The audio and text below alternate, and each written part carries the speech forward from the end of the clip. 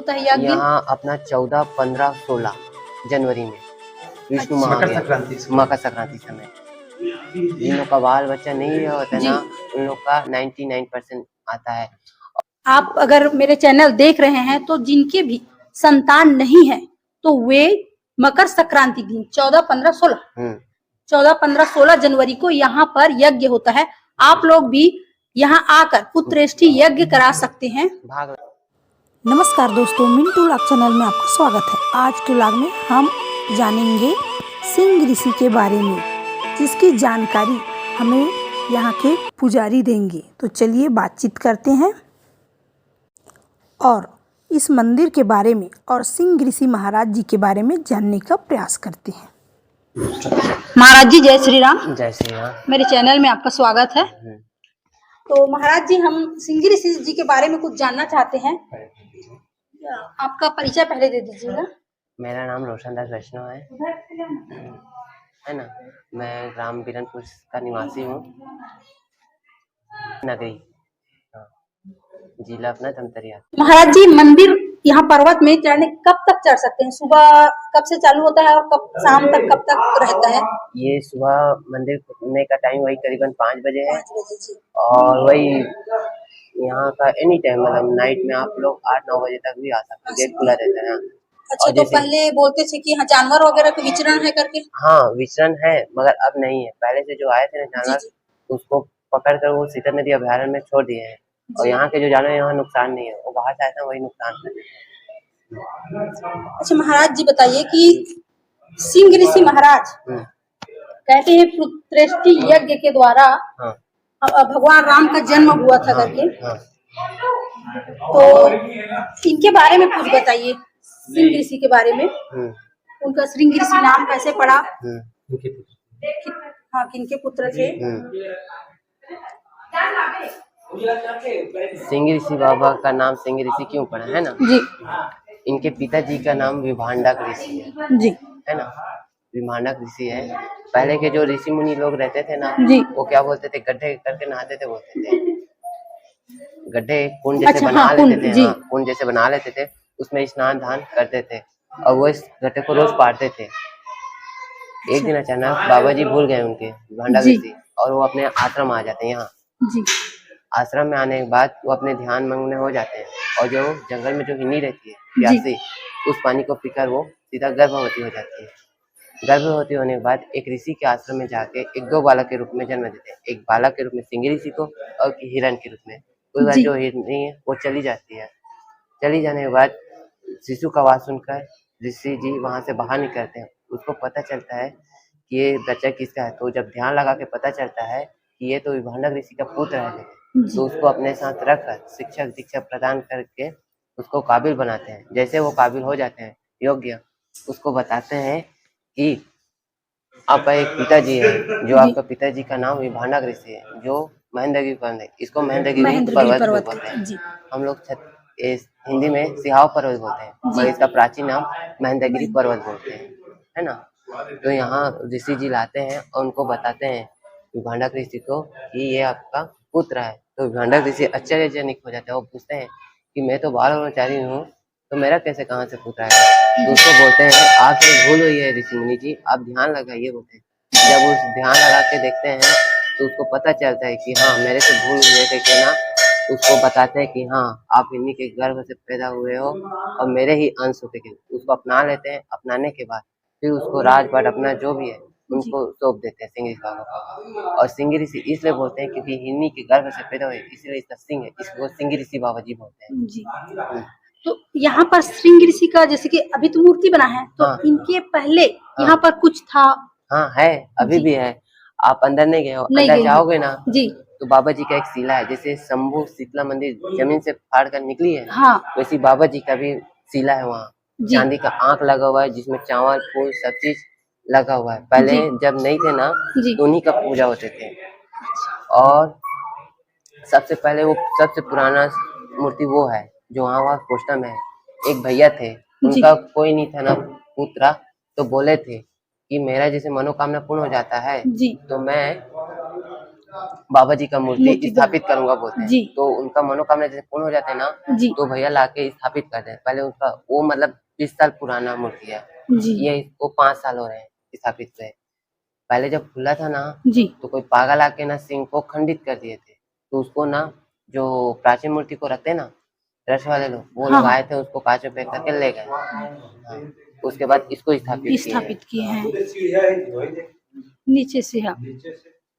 और इन्हीं के माध्यम से राम लक्ष्मण का जब उनके जो गुरु थे, गुरु जी। वशिष्ठ बोलते हैं ना। हाँ, वशिष्ठ। हाँ, राजा दशरथ के, वो बताते हैं कि मेरा कोई संतान नहीं, तो वो बोलते हैं आप महेंद्रगिरी पर जाओ, वहाँ आपको सिंगी ऋषि बाबा जी मिलेंगे, उनको अपनी समस्या बताना बोलते हैं।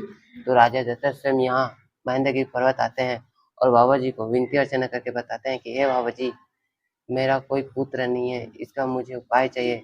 तो बाबा जी बोलते हैं कि आप चिंता मत करो, हम विष्णु महाज्ञा करेंगे बोलते हैं। तो सिंगी ऋषि बाबा जी वहाँ चले जाते हैं अयोध्या।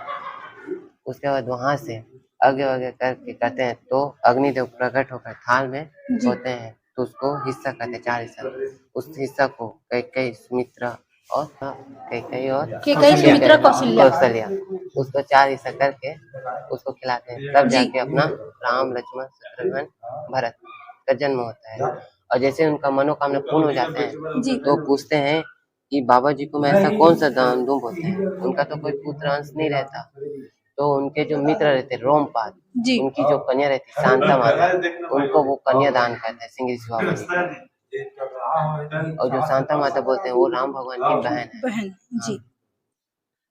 और अक्सर यहाँ पुत्र गेष्टि मनोकामना वाले लोग अक्सर यहाँ आते हैं। हाँ, तो यज्ञ करते हैं। तो यहाँ यज्ञ आप ही लोग करते हैं? नहीं, उसके लिए बाहर से आते हैं महाराज। हाँ। अच्छा, तो कब कब यहाँ होता है यज्ञ? यहाँ अपना 14, 15, 16 जनवरी में विष्णु महाज्ञा, मकर संक्रांति समय। जिन लोग का बाल बच्चा नहीं होता ना, उन लोग का 99% आता है। और ये अपना 15 तारीख को पुत्र एकादशी था ना, हाँ, उस दिन सब लोग आते हैं। जिन लोग आया था ना, वो लोग बाबा जी को भेंट कराने के लिए आए थे यहाँ।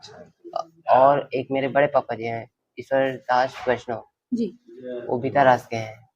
वो जड़ी बूटी दवाई वो वही देते हैं जी। हाँ, मतलब कि आप अगर मेरे चैनल देख रहे हैं, तो जिनके भी संतान नहीं है, तो वे मकर संक्रांति दिन 14, 15, 16 जनवरी को यहाँ पर यज्ञ होता है।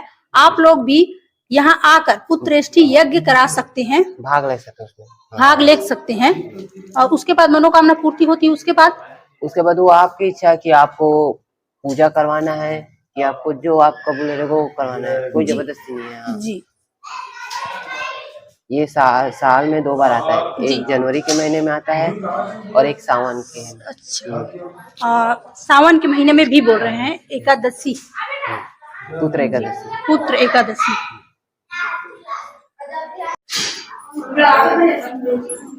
और पूछोगे? महाराज जी, जैसे आप यहाँ पूजा कर रहे हो, तो आपको कितनी पीढ़ी हो गई है आपको पूजा करते हुए? उसके पहले आपके और आप ही के परिवार कर रहे थे कि वंशज करते आ रहे हैं? जी। तो कितनी पीढ़ी हो गई होगी यहाँ पर पूजा करते हुए? ऐसे कहोगे तो हम लोग का 5-6 पीढ़ी हो गए। 5-6 पीढ़ी हो गए।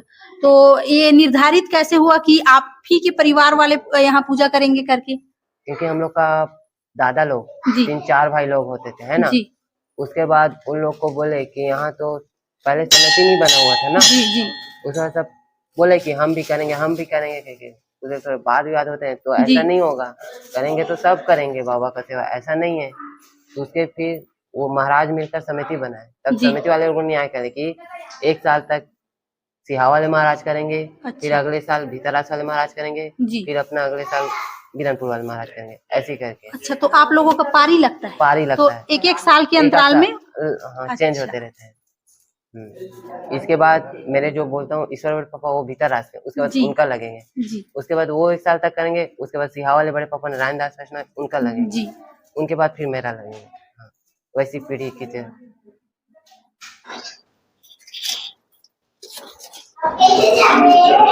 देखिए, ये है असली, मतलब कि शिला रूप में सिंह ऋषि महाराज जी। आ जाओ ना, देख लो। ये स्वयंभू है। जिस प्रकार माता यहाँ शीतला स्वयंभू है, उसी प्रकार सिंह ऋषि भी स्वयंभू है। ये मूर्ति बनाया गया है लोगों को पूजा अर्चना करने के लिए, और असली इनके नीचे स्थित है शिला। देखिए, हमारे चैनल के माध्यम से सिंह ऋषि का आप दर्शन कर सकते हैं। जय महाराज, बोलिए श्री रामचंद्र की जय, सिंह ऋषि महाराज की जय।